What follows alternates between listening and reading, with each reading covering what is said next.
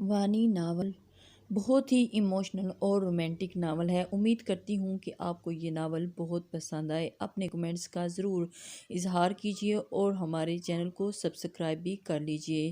ان کے گھر کی پچھلی طرف جو اپارٹمنٹ تھا وہ کچھ دنوں سے آباد ہو گیا تھا۔ ویسے تو اسے کسی چیز سے فرق نہیں پڑتا تھا، مگر وہاں اس کی دلچسپی کی وجہ سے یہ تھی کہ اس اپارٹمنٹ میں ایک اکیلا لڑکا شفٹ ہوا تھا جو دیکھنے میں لگ بھگ 24 سال کا لگتا تھا، لیکن اس کے چہرے پر جو کرخت تاثرات چھائے رہتے تھے وہ اسے 40 سال کا ظاہر کرتا تھا۔ اس نے کسی بھی سے گھلنے ملنے کی کوشش نہیں کی تھی، بلکہ جو ہمسائے اس سے ملنے گئے تھے وہ بھی اس کا رخ اپن دیکھتے پیچھے ہٹ گئے تھے۔ اس نے اتنی سی عمر میں اتنا کسی کو سنجیدہ اور زندگی سے بیزار نہیں دیکھا تھا۔ جو وہ بھی 24 سال کی تھی، مگر اسے ہر وقت شوخیاں سوچتی رہتی تھیں۔ اس سے 2 بڑی بہنیں شادی شدہ اور بچوں والی تھیں۔ چونکہ ان دونوں سے عمر میں کافی چھوٹی تھی، تبھی بوڑھے ماں باپ کے ساتھ رہتی تھی۔ وہ بھی ایسی کیمسٹری کے بعد اب فارغ تھا۔ بابا اس کی پیدائش پر بہت زیادہ خوش ہوئے تھے۔ ان کی ادھیڑ عمر کی اولاد تھی، تبھی انہوں نے اس کا نام خوش بخت رکھا تھا۔ سب اسے خوشی کہتے تھے، مگر بابا اپنی ضد پر قائم تھے کہ اس کے لاکھ چڑھنے پر بھی وہ اسے خوش بخت ہی کہتے تھے اور اپنی بات سے 1 انچ بھی نہ ہلتے تھے، جس پر اپنی ہی ہار ماننا پڑی۔ بابا اس کی جگری دوست تھے اور اس کی مشغلوں میں ناولز پڑھنا، میوزک سننا، پاستا بنانا اور بابا کے ساتھ چہل قدمی کرنا شامل تھا۔ جو امی کو ایک آنکھ نہیں بھاتا تھا، مگر بابا بچی کہہ کر ہمیشہ اسے بچا لیتے۔ وہ مڈل کلاس فیملی سے تعلق رکھتے تھے۔ بابا سرکاری اسکول ٹیچر رہ چکے تھے، جو اب پینشن اور دکانوں کے کرائے سے گھر چلاتے تھے۔ وہ اپنے والدین کے ساتھ اس چھوٹی سی دنیا میں بہت خوش تھی، مگر اب اس میں ہلچل مچ چکی تھی۔ اسے اس لڑکے میں اپنے ناولز کا ہیرو دکھائی دینے لگا اور اسی لیے ناولز کی ہیروئنز کی طرح لاتعداد وہ اس بار کھڑکی کی گھنٹی بجا کر بھاگ آتی تھی اور پھر اسے اپنے گھر کی کھڑکی میں کھڑے ہو کر اسے غصے سے نکلتا دیکھ کر ہنستی رہتی۔ اب وہ اس سے ملنے کے بہانے ڈھونڈنے لگی۔ رات یہی سوچتے سوچتے اس کی آنکھ لگ گئی۔ خوش بخت اس کو آواز آئی۔ جیسے ہی اس نے آواز سنی، اسے دور سے بابا کی آواز سنائی دے رہی تھی۔ وہ ہڑبڑا کر اٹھ کر بیٹھی۔ کچھ پل تو اسے سمجھ میں نہ آیا کہ ایک دم اٹھ کر دروازہ کھولا، جہاں عالم صاحب دونوں ہاتھ سینے پر لپیٹے اسے طنزیہ نگاہوں سے گھور رہے تھے۔ او بزرگوں، کیوں صبح صبح محلے والوں کے ناک میں دم کر رہے ہیں؟ اس نے جمائیاں لیتے ان سے پوچھا۔ ملکہ عالیہ، اگر آپ کو یاد ہوتا تو آج ہم نے مارننگ واک کے لیے جانا ہے۔ میں فجر کی نماز ادا کرنے مسجد جا رہا ہوں۔ آپ بھی جلدی سے وضو کریں، میری واپسی پر مجھے گھر کے گیٹ پر ملیں۔ وہ ایک ہی سانس میں پوری بات کرتے ہوئے وہاں سے نکل گئے۔ لو جی، ملکہ عالیہ مجھے کہہ رہے ہیں اور حکم خود سنا گئے ہیں۔ واہ جی واہ! وہ بڑبڑاتی ہوئی جلدی واش روم میں جا گھسی۔ اس کا دل تو نہیں تھا جانے کا، مگر اپنے واحد ووٹ کو وہ ہاتھ سے جانے نہیں دے سکتی تھی، جو ہر الٹی سیدھی بات میں اس کی ڈھال بن جاتے تھے۔ تبھی وہ جھٹ پٹ سب کام کرتی گیٹ پر آن کھڑی ہوئی۔ رات کو دیر سے سونے کی وجہ سے وہیں اس کی آنکھ لگ گئی۔ وہ گیٹ پر سر رکھے ہوئے ہی اپنی نیند پوری کر رہی تھی جب ٹریک سوٹ میں ملبوس ایک نوجوان اسے دیکھتے ہی ایک لمحے کو رکا تھا اور اس کی آنکھوں میں حیرت در آئی، جس کو وہ اگلے پل ہی چھپاتا آگے بڑھ گیا۔ اور اس نے پہلی بار کسی کو ایسے سوتے دیکھا تھا۔ حیرت بجا تھی۔ خوش بخت عالم صاحب نے اس کے کان کے پاس چہرہ لے جا کر زور سے پکارا، جس پر وہ یکدم چور چور چلاتی ان سے لپٹ گئی۔ ملکہ عالیہ، آپ حد سے بڑھ رہی ہیں، پہلے بزرگوں اور اب چور بنا ڈالا۔ توبہ توبہ توبہ، گندی اولاد، نہ مزہ نہ سواد۔ انہوں نے اسے بری طرح گھورا۔ واہ بھئی واہ! الٹا چور کوتوال کو ڈانٹے، ہا ہا ہا! یہ کیا تھا پھر؟ کچھ نہیں، بس میں آپ کو ویسے ہی کہہ رہا تھا، ابھی میرا ہارٹ فیل ہو جانا تھا اگر آپ نے اسی طرح مجھے اٹھا۔ اس نے دل میں یہ بات رکھتے ہوئے ان کی حرکت کی طرف توجہ دلائی تو وہ شان بے نیازی سے کندھے اچکاتے آگے بڑھ گئے۔ آپ اور اتنے کمزور دل کی ہو نہیں سکتی ملکہ عالیہ۔ آپ تو وہ ہیں جو دوسروں کے چھکے چھڑوا دیں۔ ملکہ عالیہ وہ اس پر طنز کرنا نہ بھولے۔ ہاں جی ہاں بالکل، میں تو بہت بڑے دل کی ہوں جو اپنے ماں باپ کو پال رہی ہوں، حالانکہ انہیں مجھے پالنا چاہیے۔ ہا ہا ہا۔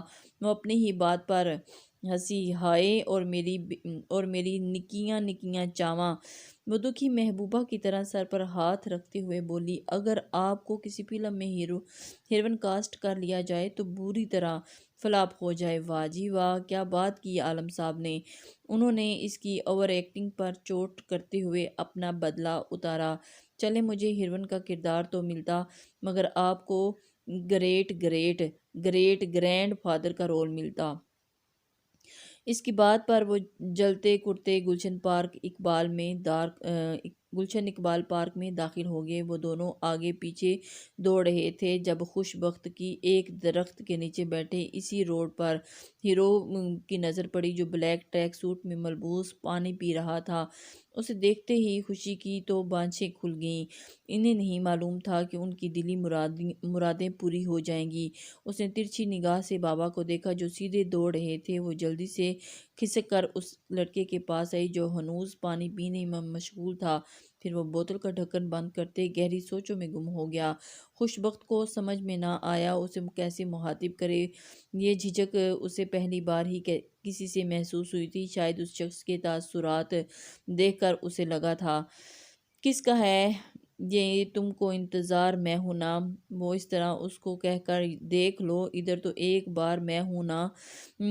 وہ ہلکا ہلکا گنگنانے لگی۔ تبھی تو وہ نوجوان چونک کر اس کی طرف دیکھنے لگا، لیکن خوش بخت کی بدبختی کے اس کندھے پر ہاتھ رکھ کر اسے دوسری طرف متوجہ کیا گیا۔ عالم صاحب اسے کڑے تیوروں سے گھور رہے تھے۔ اس نے مسکرانے کی ناکام کوشش کی۔ یہ کیا کر رہی ہو ملکہ عالیہ؟ اچھا جی، بوڑھے باپ کو چکمہ دے کر یہاں شریف زادوں کے ساتھ چھیڑ چھاڑ کی جا رہی ہے؟ واہ واہ واہ، کیا بات ہے۔ ان کی بات کرنے پر وہ یکدم غصے میں آ گئی۔ بابا ایسی بات نہیں ہے، وہ شریف تو میں کیا آوارہ ہوں جو لوگوں کے لڑکوں پر نگاہیں جمائے رکھتی ہوں؟ وہ ایسا بھی نہیں، کوئی کرسمس برتھ نہیں ہے۔ اس نے لہجے کو حتی الامکان سنجیدہ رکھنے کی کوشش کی۔ خیر، اس سے تو زیادہ ہی گبرو جوان ہے، تبھی تو تم دوپہر کو چوری چھپے اس کے گھر کی گھنٹیاں بجا کر بھاگ آتی ہو۔ یہ آوارہ گردی نہیں تو پھر کیا ہے؟ ہیں، اس بوڑھے کے صرف سفید بال ہوئے ہیں، نہ تو دماغ اس طرح دوڑتا ہے جیسے جوانی میں تھا۔ تم کیا سمجھی کہ تمہارا باپ بوڑھا ہو گیا ہے؟ وہ اسے ہکا بکا چھوڑ کر آگے نکل گئے۔ اس نے مڑ کر دیکھا تو درخت کے نیچے کوئی بھی نہیں تھا۔ وہ اس وقت وہاں سے جا چکا تھا۔ جاہل عورت، 1000 بار منع کیا ہے، مجھے صبح صبح اپنی یہ منحوس شکل نہ دکھایا کر، دفعہ ہو جاؤ یہاں سے۔ وہ زور سے چلائے تھے اور ساتھ ہی اس کی ماں کی طرف گلاس اچھالا تھا۔ وجود تھا کہ چکنا چور ہوتا اور اس کے پاؤں زخمی کر گیا تھا اور اس کی چیخیں گونج اٹھیں۔ عالم صاحب نے اچانک وہ جھٹ سے آنکھیں کھولتے ہوئے اٹھ بیٹھا اور آنکھیں کھولیں۔ اس کا پورا چہرہ پسینے سے شرابور تھا۔ کچھ وقت لگا تھا اسے حواس بحال کرنے میں۔ یہ خواب شاید ساری زندگی اس کا پیچھا نہیں چھوڑنے والا تھا، اور وہ اسی خواب کے پس منظر کو دیکھتا ہوا۔ وقت دیکھا تو صبح کے 4 بجے تھے۔ اس نے گلاس میں پانی انڈیلا اور ایک ہی سانس میں گھٹا گھٹ پی کر بیڈ سے اترا۔ صبح حویلی میں چہل پہل شروع ہو جاتی تھی۔ آج تو ویسے بھی خاص دن تھا، مگر اس کا دل اندر سے خالی تھا۔ اس کا باپ قتل ہوا تھا، لیکن وہ، اس کی ماں کے علاوہ سب دھاڑے مار مار کر روئے تھے۔ وہ دونوں کچھ بھی محسوس نہیں کر پا رہے تھے۔ وہ جلدی جلدی تیار ہوتا سفید شلوار قمیض میں ملبوس نیچے اترا تھا جہاں سب ڈائننگ ٹیبل پر جمع تھے۔ وہ سب کو سلام کرتا دادا سائیں اور دادی سے جھک کر ملا اور ناشتے میں مصروف ہو گیا۔ اس نے اپنی ماں سمیت باقی سب کو نظر انداز کر دیا تھا۔ ہمیشہ سے یہی تو ہوتا تھا۔ اس کا دماغ مختلف سوچوں کی اماج کا بنا رہتا تھا، جس سے بعض اوقات وہ اسے اپنے ارد گرد کبھی ہوش نہ رہتا۔ میرا شیر بچہ، تم فکر نہیں کرو، آج میں اس بجرانی کی اینٹ سے اینٹ بجا دوں گا۔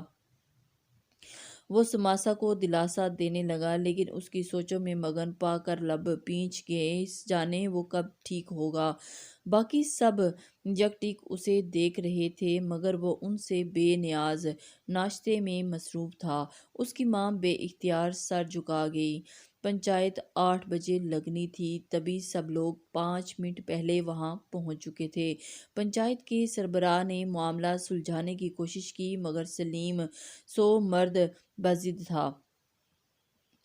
ہمیں پیسہ نہیں بلکہ تمہارا پوتا چاہیے، جس نے اتنی سفاکی سے قتل کیا ہے میرے بیٹے کو۔ سلیم سمرو گرجے تھے، جس سے پورے جرگے میں سکوت چھا گیا۔ وہ تو نہیں ملے گا، تمہیں جتنا مرضی زور لگا لو۔ تم یہ کیوں نہیں مان لیتے کہ تمہارے بیٹے نے میرے بیٹے کا قتل کیا تھا؟ اب اس کا بدلہ پورا ہو گیا۔ صادق بجرانی نے تمسخرانہ لہجے میں اختیار کیا، اور اس کا کیا ثبوت ہے تمہارے پاس؟ آج 15 سال بعد بھی تم بے پر کی اڑا رہے ہو، جبکہ تمہاری بات سے ابھی یہ ثابت ہو گیا کہ تمہارا پوتا قاتل ہے۔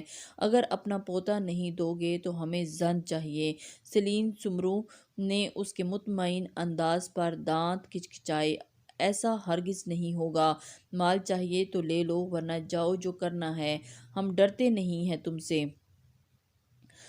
سالے بجرانی کے ساتھ ساتھ ان کے دونوں چھوٹے بھائی بھی زن کا ہی سنتے غصے میں آ گئے۔ انہوں نے اپنی بچیوں سے بے انتہا پیار تھا۔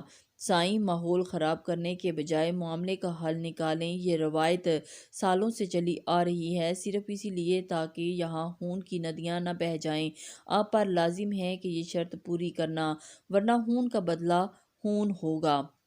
یہ کہہ کر ایک بزرگ نے سالے بجرانی کو ٹوکا اور کہا، بس بچے ذرا جذباتی ہو رہے ہیں، میں انہیں سمجھا لوں گا، آپ بس شام کو نکاح رکھ لیں۔ یہ کیسے ہو سکتا ہے بزرگوں؟ ایسا کبھی بھی نہیں ہو سکتا۔ ان کے پرسکون انداز پر جہاں ان کے بیٹے کھٹکے تھے، وہیں سلیم سمرو نے بھی مشکوک نگاہوں سے دیکھا تھا۔ البتہ جس کے باپ کے قتل اور نکاح کی بات ہو رہی تھی، وہ چپ چاپ سر جھکائے بیٹھا تھا، جیسے وہاں ہو کر بھی دماغی طور پر موجود نہیں تھا۔ لیکن بابا، انہوں نے کڑے تیوروں سے اپنے بیٹوں کو گھورا، جو وہیں چپ سادھ گئے تھے۔ ٹھیک ہے سائیں، یہ پنچایت شام تک کے لیے برخاست کی جاتی ہے۔ شام کو دوبارہ سے پنچایت لگی اور سب لوگ وہاں پر حاضر ہو گئے۔ سرپنچ نے فیصلہ سنایا اور سب اپنے اپنے گھروں کو لوٹ گئے۔ سماما بھی غائب دماغی سے گاڑی میں جا بیٹھا۔ بابا سائیں، آپ ایسا کیسے کر سکتے ہیں؟ ورشا ان درندوں کے بیچ کیسے رہے گی؟ یوسف بجرانی نے بھرائی ہوئی آواز میں کہا۔ ورشا کیوں جائے گی یوسف؟ تمہیں کس نے کہا کہ ورشا کا نکاح کرنے والے ہیں؟ ونی تو وہی ہوگی جس کے باپ کے لیے یہ قتل ہوا ہے۔ اس کی بات پر وہ تینوں دم بخود رہ گئے۔ کیا یہ کیا کہہ رہے ہیں آپ؟ نہیں بابا سائیں، وہ لاڈو میں پلی ہے، آپ جانتے ہیں مجھے کتنی عزیز ہے، آپ ایسا کیسے سوچ سکتے ہیں؟ شیراز بجرانی تڑپ اٹھے اور ایک دم سے بابا سائیں کی بات پر حیران ہو گئے۔ ہم اسے کسی صورت ونی نہیں کریں گے بابا سائیں، پھر تو آپ ورشا کو ہی بھیج دیں۔ یوسف بجرانی بھی بول پڑے۔ بابا سائیں کی بات پر انہوں نے منفی میں سر ہلایا۔ بابا سائیں، اگر آپ سماما کی سادگی دیکھ کر یہ سب کر رہے ہیں تو وہ بھی بھلے ہی ظلم نہ کرے ہماری بچی پر، مگر سمرو خاندان، آپ ان کی سفاکی سے اچھی طرح واقف ہیں۔ پھر بھی سالے بجرانی نے بھی انہیں سمجھانے کی اپنے تئیں کوشش کی، مگر بے سود۔ تم لوگ وہ نہیں دیکھ رہے جو میں دیکھ رہا ہوں۔ اس خاندان کا غرور میری لاڈلی ہی تو توڑے گی، اور مجھے یہ فیصلہ کرنے سے جو بھی روکے گا وہ پھر سے مر گیا میرے لیے۔ وہ اپنی چادر جھاڑتے ہوئے اٹھ کھڑے ہوئے، جبکہ پیچھے ان کے بیٹے بس ایک دوسرے کو دیکھ کر رہ گئے، کیونکہ ان کے فیصلے اٹل ہوتے تھے۔ بابا جان نے جو کچھ کہہ دیا وہ ان کو ہر صورت ماننا ہی پڑے گا۔ جب سے صفوان نے قتل کیا تھا تب سے سب خواتین سہمی ہوئی تھیں اور آج تو فیصلہ ہونا تھا۔ وہ ممکنہ خطرات سے آگاہ تھی، تبھی دعاؤں میں لگی تھی۔ چپ چاپ صوفے پر بیٹھی انوشے نے وریشا کو دیکھا، جس نے رو رو کر آنکھیں سجا لی تھیں، اور اسے بے اختیار اس کامنی سی لڑکی پر ترس آیا جو اپنے بھائی کے لیے فکر مند تھی۔ پریشان تو وہ سب ہی تھیں، مگر اس کی بات الگ تھی۔ انوشے کو لگا کہ اگر مزید اسی پریشانی میں مبتلا رہی تو اسے ڈپریشن کا اٹیک آ جائے گا۔ تبھی وہ بے اختیار چلائی۔ وریشا چپکلی، اس کے ساتھ رونا بھول کر سب کی چیخیں گونجنے لگیں۔ ڈیرے سے لڑکے بھی ہنگامے برپا ہونے پر اندر بھاگے آئے۔ سلیم بجرانی، جو ان کے جوشیلے انداز کی وجہ سے سب لڑکوں کو گھر ہی چھوڑ گئے تھے۔ کیا مصیبت آ گئی ہے؟ کیوں ہنگامہ بھرائی کی ہوئی ہے؟ ہم پہلے ہی پریشان ہیں، جانے کیا فیصلہ ہوا ہوگا، اور یہاں تم لوگوں میں مستیاں ہی ختم نہیں ہو رہی، اتنا بھی کوئی ہنگامہ بچا رکھتا ہے۔ سہراب انہیں اچھل کود کرتے دیکھ کر چلایا تو وہ یک دم سہم کر بیٹھ گئیں۔ کیا ہو گیا ہے سہراب بچے، کیوں ڈانٹ رہے ہو انہیں؟ بچیاں ہیں، کب سے رو رہی ہیں، اور اوپر سے تم بھی شروع ہو جاؤ۔ بڑی چچی سہراب کی ماں نے اسے ڈپٹا اور ایک نظر سسکتی ہوئی وریشا پر ڈالتا ضبط سے لب بھینچے اور باہر کی طرف بڑھ گیا۔ سجاول اور شیردل بھی ان کے پیچھے پیچھے چلے گئے۔ اوہوں، 24 گھنٹے یہ تو مرچیں چبائے رکھتے ہیں، کبھی جو سیدھے منہ سے بات کر لیں۔ ایک دفعہ بھی ایسا نہیں ہوا۔ دیبا اور نیا کی خسر پھسر پر انوشے نے انہیں گھورا، کیونکہ وریشا بھی ان کی طرف متوجہ ہو چکی تھی۔ ہم تو کالج کی بات کر رہے تھے، کیوں نیو؟ دیبا نے نیا کو ٹھکا دیا، جو ہڑبڑا کر حسابات میں سر ہلا گئی۔ انوشے نے تعصب سے انہیں دیکھا۔ ایسا تو ممکن ہی نہیں تھا کہ دونوں ایک دوسرے کے خلاف باتیں کریں۔ تبھی تو نیا اپنے بھائی کی برائی پر بھی غور نہ کر پائی۔ باہر گاڑیاں رکنے کی آوازیں آئیں تو سب باہر کی طرف لپکے۔ دادا سائی نے گاڑی سے اترتے ہی سہراب کو مولوی لانے کا حکم دیا اور خود انوشے کی طرف بڑھ گئے۔ سب اچنبھے سے انہیں دیکھتے رہ گئے۔ ان کے بیٹوں میں تو ہمت نہیں تھی کچھ پوچھنے کی۔ صادق بجرانی انوشے کا ہاتھ تھام کر اسے اپنے ساتھ کمرے میں لے گئے تھے اور اس کے ساتھ بات کرنے لگے۔ کیا ہوا میرے بچے؟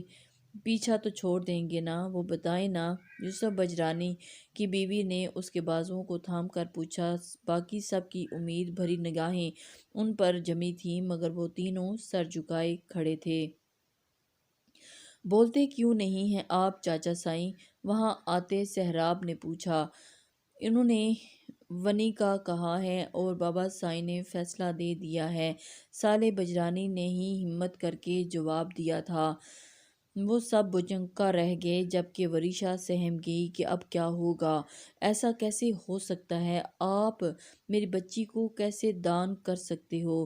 سوچیے گا بھی مت، کتنے شفاق ہیں وہ لوگ، آپ اچھی طرح جانتے ہیں، پھر بھی آپ ونی کے لیے بات کر رہے ہیں۔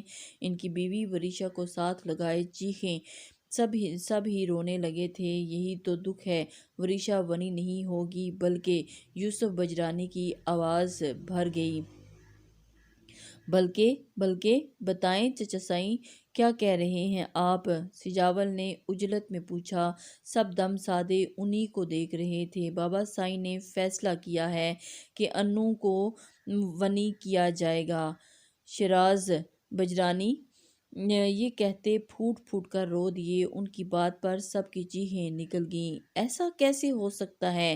بابا سائیں تو بہت پیار کرتے ہیں اس سے، پھر اس کو ونی کرنا یہ کیسے ممکن ہے؟ ہم سوچ بھی نہیں سکتے۔ کہ بڑی چچی بولیں کہ بابا سائیں ایسے کیسے کر سکتے ہیں؟ بالکل، آپ نے منع کیوں نہیں کیا انہیں؟ ہماری کوئی بھی بچی وہاں نہیں جائے گی اور ہم ایسا ہونے نہیں دیں گے، یہ ممکن ہی نہیں ہے۔ چھوٹی چچی تڑپ اٹھیں۔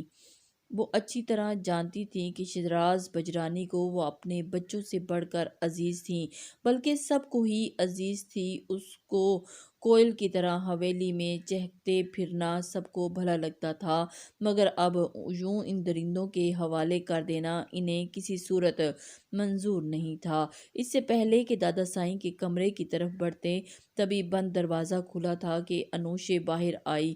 اس نے سب کو افسردہ دیکھا تو ایک دم اپنے چہرے پر حشاش بشاش تاثرات لے آئی۔ وریشی جانم، تمہارا اور سہراب ادا کا نکاح ہے، کتنا مزہ آئے گا۔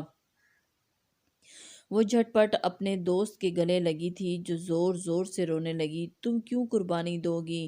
اور تم نے قربانی کا سوچا بھی کیسے؟ قتل میرے بھائی نے کیا ہے، تم اس رسم کی بھینٹ بھی مجھے ہی چڑھنا چاہیے، تمہیں نہیں۔ دادا سائیں نے کہا ہے، دادا سائیں کا فیصلہ اٹل ہوتا ہے۔ وریشی نے اسے جھنجھوڑا جو نم آنکھوں سے مسکراتی ہوئی اسے دیکھ رہی تھی۔ ایسا کچھ نہیں ہے، قتل تو میری وجہ سے ہی ہوا ہے نا وریشی، تم بے فکر رہو۔ میں تو یہی چاہتی ہوں، مجھے موقع ملے اپنے والدین کے قتل کا بدلہ لینے کا۔ تو وقت آ گیا میں پتہ لگاؤں ان کی موت کیسے ہوئی تھی۔ صفوان کو کچھ بھی پتہ نہیں چلنا چاہیے وریشی، تمہیں میری قسم ہے، ورنہ وہ لوگ اسے زندہ نہیں چھوڑیں گے، تم سمجھ رہی ہو نا۔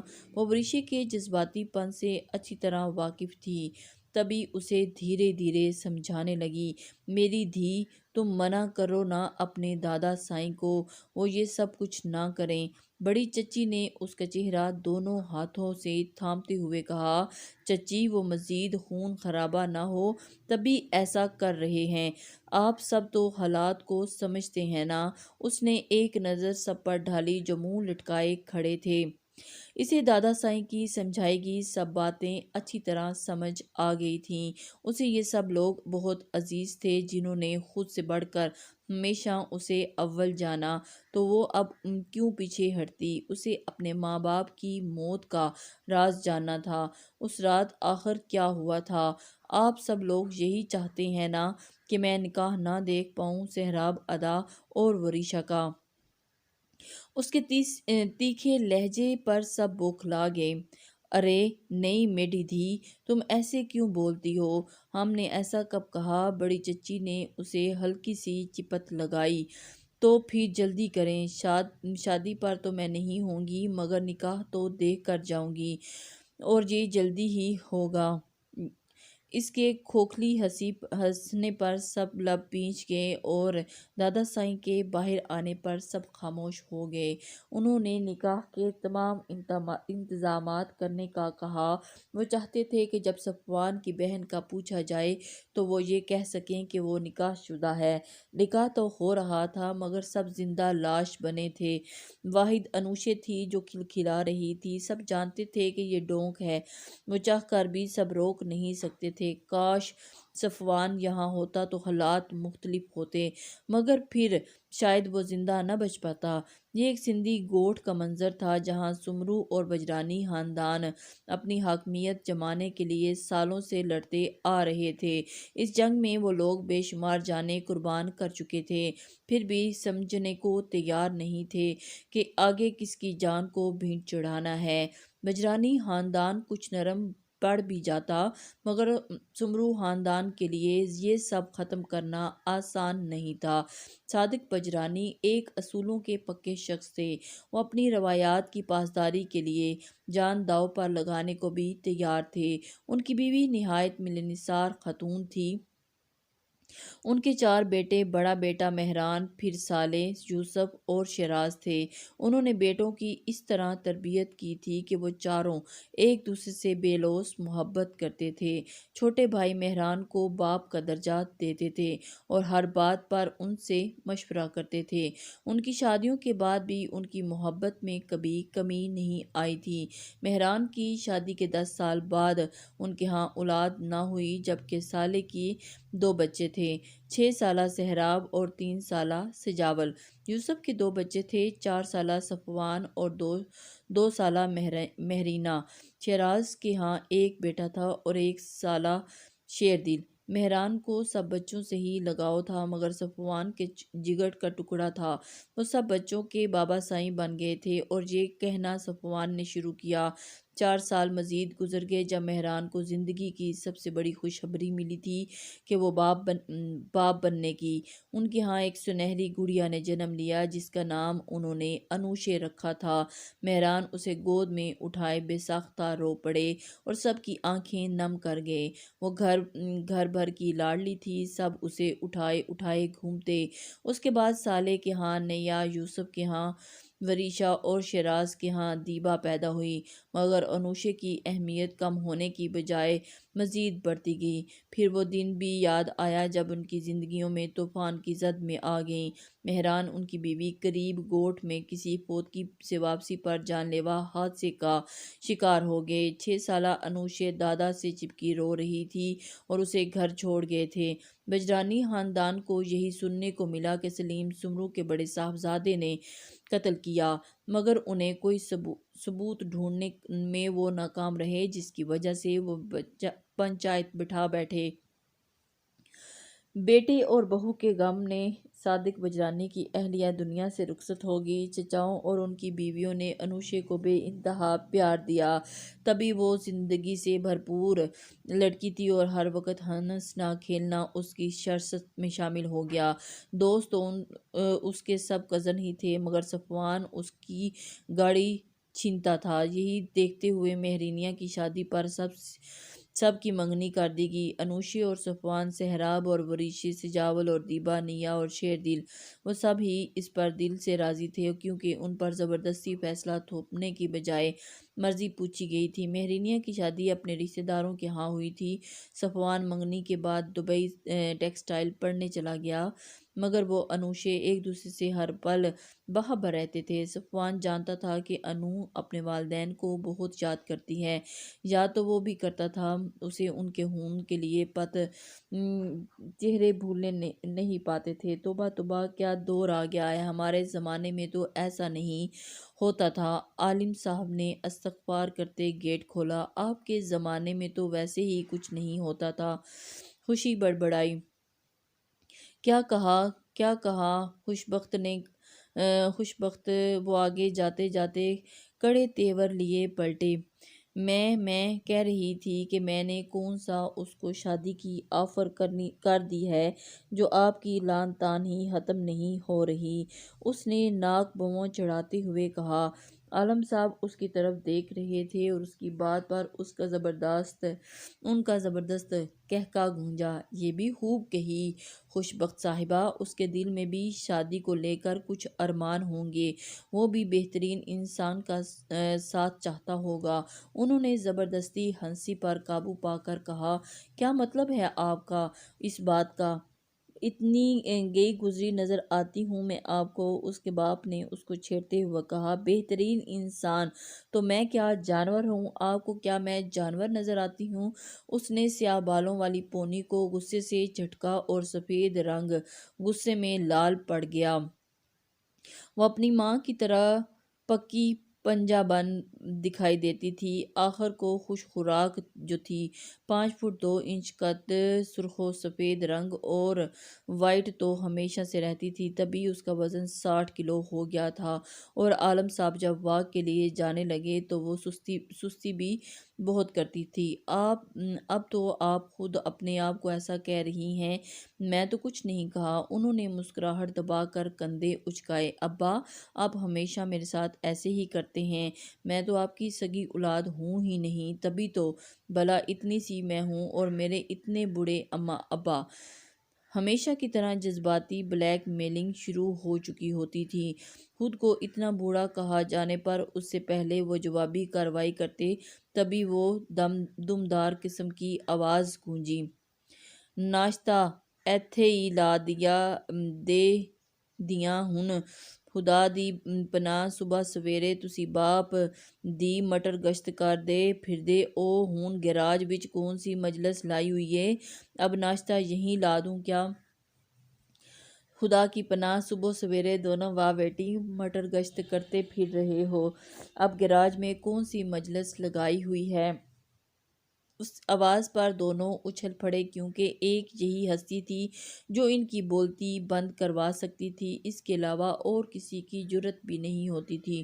لو جی ہور دسو پتر جی، چھیتی چھیتی نال چلو ورنہ بی بی سی پنجابی نے یہی نشریات شروع کر دینی ہے۔ انہوں نے کانوں کو ہاتھ لگاتے اندر کی طرف قدم بڑھائے تو خوش بخت بھی ان کی تقلید میں چل پڑی۔